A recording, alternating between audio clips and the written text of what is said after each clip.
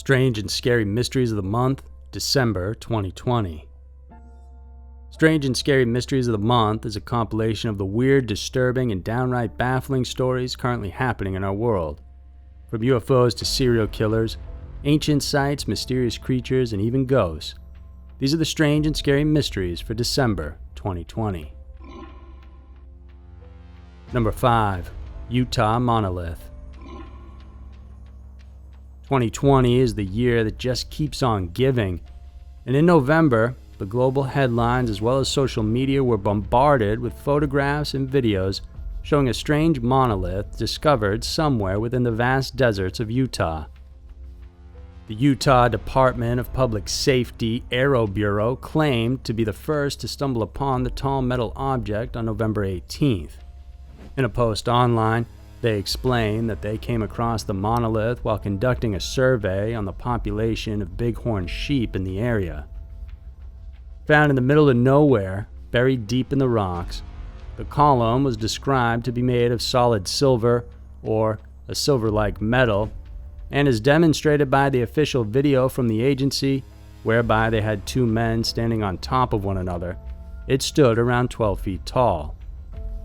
Several investigations were made, both officially and unofficially, in the hopes to uncover the mystery behind its appearance. Those findings have yet to be released. The Bureau, however, maintained that it is illegal to install structures or art without authorization on federal managed public lands, no matter what planet you're from. As expected, UFO hunters and conspiracy theorists around the world clamored to shed light on the object's origin. According to these individuals, its erection may have something to do with some extraterrestrial forces acting upon our planet. It's also possible that this rather bizarre project was undertaken in the same pretext as the mysterious appearance of crop circles around England in the 1970s. Like what many people believed at the time, aliens could be communicating with human beings via these strange structures to let us know of their existence. Amidst these uncertainties, the obelisk could really be some form of an art installation instigated by what many people believe to be bored artists. Yet again, netizens were quick to point out the similarities it bears with the iconic alien monolith depicted in Stanley Kubrick's 1968 film, 2001: A Space Odyssey. Another quite surprising aspect of the discovery is the fact that although this news just went viral in November of 2020, a set of images taken from Google Maps indicated another genuinely eerie side of the story. The images revealed that the old metallic artifact has in fact been in its current location since at least 2015 or 2016. Why it was just being discovered now, no one knows for sure. The current update on this anomaly indicated that the so-called Utah obelisk has already been taken down.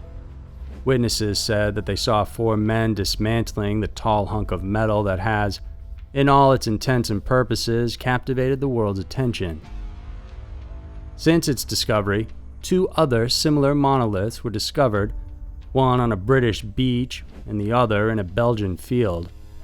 While it's believed these were put in place by human beings, perhaps others will show up all around the world that prove otherwise, but for now, only time will tell.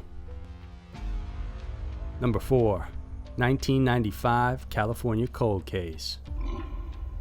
Nothing beats the feeling of being one with nature, running under the shade of trees, breathing the fresh air, and feeling the coolness of the river nearby.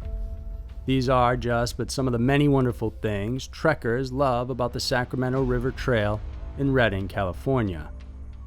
One of these outdoor enthusiasts was Christine Monroe.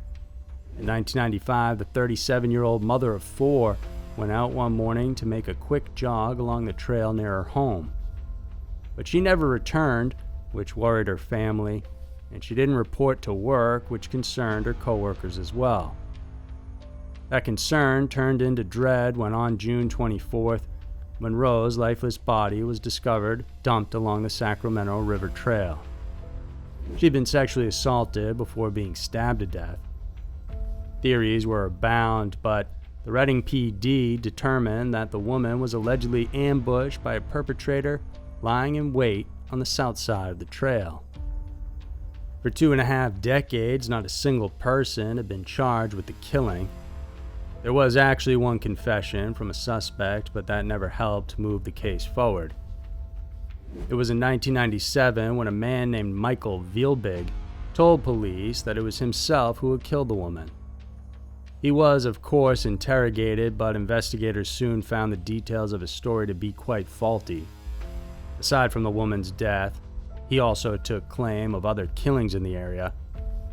This led police to believe that Vielbig's intention was really just to build up his notoriety as a murderer, knowing that he was about to be imprisoned for rape, a charge that can put you in a bad spot with other inmates when in jail. But not all hope was lost. After more than 25 years, the Reading PD finally announced just this year that they had found the man responsible for the crime. James Watkins, who was 17 when he allegedly ambushed, assaulted, and killed Monroe in 1995. He was charged with enhancements for lying in wait, murder while in commission of a kidnapping, and murder while in commission of or purposes for rape.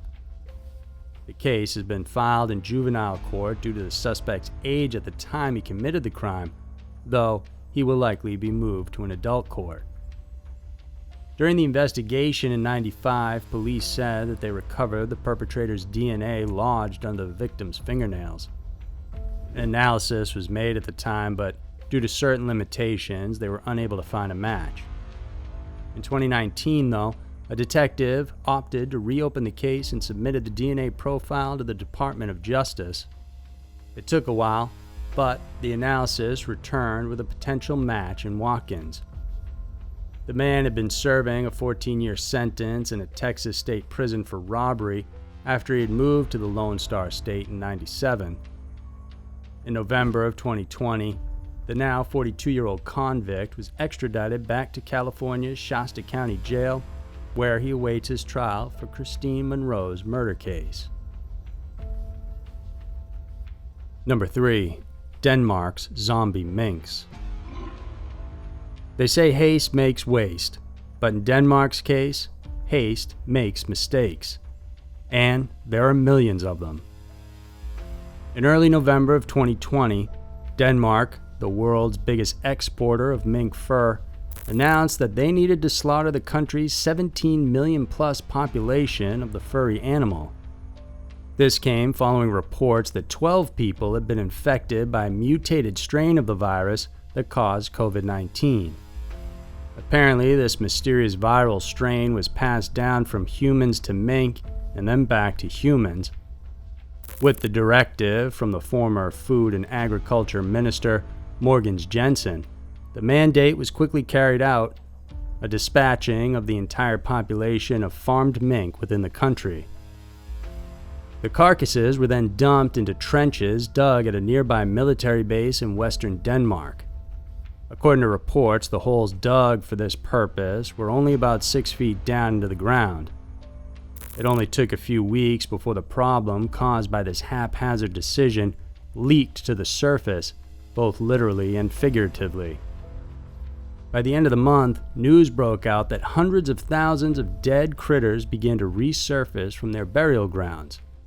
The media referred to this incident as the rise of the zombie mink. Authorities explained that as the bodies decay, gases may form, thereby causing them to expand. Considering the sheer number of them under the ground, those tiny expansions would have a huge exponential effect. Add to the fact that the soil in the area was very light in density, and one could only imagine the horror that ensued. And so, like a scene taken out from a scary zombie movie, the minks came up out of the ground. Aside from the macabre situation caused by such negligence, local authorities were also concerned that the animals may also have been buried too close to lakes and underground water reserves. This prompted fears among locals who were nonetheless worried of possible health risks brought by the contamination of ground and drinking water supplies. The Public Health and Safety Minister has since resigned from their post. The newly designated officer in turn proposed the initiative of digging up the animals, which are now rapidly decomposing, in order to burn them. The Danish government, on the other hand, is currently considering the proposal to exhume the millions of culled mink. For the meantime, the burial sites are being guarded round the clock to keep both people and animals away. Number 2. Starr Hunter Case. Just this month, the Marion County Sheriff's Office in Florida announced that an investigation was being conducted into the deaths of 2 unidentified people whose decayed remains were discovered in a rural southwest area of the county. Everyone, even the authorities, are still at a loss trying to figure out what really happened in this remote part of Florida when the bodies were first found in the earlier part of this year. Going back to February 1st, authorities received a tip about a location of human remains along Southwest 158th Lane in the Florida Highlands, a remote community off State Road 200 near the Withlacoochee River. A deputy came to the property and questioned a woman and a male companion who were living in a trailer nearby on what was otherwise abandoned property. The female was later identified to be Starr Hunter. The other person's name, however, is yet to be disclosed, but they both gave permission for the police to search the land. Sure enough, under a fresh pile of dirt, they found human remains. Hunter and her companion were taken down to the station for questioning. No arrest had been made at that point, however, because they claimed to have had no idea how the body got there, and the remains still needed to be identified. Meanwhile, several other detectives went out to scour the area in October, and there they found yet another body buried on the same property. Interestingly, the second set of human remains were located just about 30 yards from the first one. It's not immediately clear as to why, but police say that the 2 cases are most likely not actually connected. Given the degree of decomposition, perhaps the killings were committed separately by different perpetrators. Regardless, authorities continue to look into the case. The sheriff's office chose to keep mum on the exact address of the property, the reason being that they don't want anyone to hamper the investigation by going out there in case there are more bodies buried below. 25-year-old Starr already made her first appearance in court in November via video conference call. Hunter, who has a 4-year-old child and is more than 6 months pregnant, was indicted on charges of first-degree murder. She is currently detained at the Marion County Judicial Center, awaiting further trial. Number 1. Man who lived life as a devil. This year's COVID-19 pandemic has brought about some unprecedented hardships to everyone around the world. With millions losing jobs, many have had no choice but to resort to questionable means just to make a living. Sadly, there are those who are taking advantage of this situation, and Cho Chu Bin from South Korea is one of these vile predators. Cho Chu Bin was the mastermind of a scheme that ensnared at least 74 women, including 16 minors, to work into what prosecutors are calling virtual enslavement. The scheme works in such a way where the perpetrator stalks young women who are looking for jobs through various social media platforms. Once his victims are identified, Ju Bin would then promise these hopefuls huge cash payouts. In exchange, they would record themselves performing sexually explicit acts. Once he got a hold of the compromising content, however, he would then use this material as blackmail. He would tell his victims that he'd show the clips to their friends and family unless they did everything that he told them to do. Once in his clutches, the 24-year-old would begin making demands, having them produce materials described by the media as increasingly dehumanizing and violent footage, often tailor-made for customers. It wasn't just Ju Bin who was looking for the footage. His clientele included as many as 10,000 individuals who were rich enough to afford the hefty $1,200 entrance fee into a number of encrypted chat rooms in a secret platform called the Ninth Room. It was here, in this room, that many of the illegal exchanges were being made. It was found out that Cho, who was a former editor for a local college paper, began this diabolical operation in May of 2019.